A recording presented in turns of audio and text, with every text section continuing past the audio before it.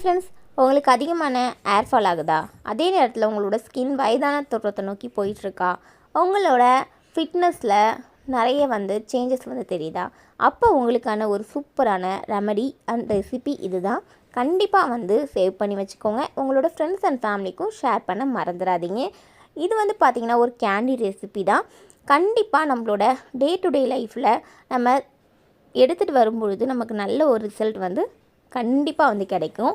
So இது பார்த்திங்கன்னா வேறு எதுவும் கிடையாது. இந்தியன் கிராஸ்பெரி, அதாவது பெரிய நெல்லிக்காய், ஆம்லான்னு சொல்லுவோம்ல, அதை வச்சு தான் செஞ்சுருக்கேன். இது பார்த்திங்கன்னா நம்ம குழந்தைங்கள்லாம் நார்மலாக கொடுக்கும்பொழுது சாப்பிட மாட்டாங்க. ஸோ இது மாதிரி வித்தியாசமாக செஞ்சு கொடுத்தா சின்ன குழந்தைங்களும் விரும்பி சாப்பிடுவாங்க.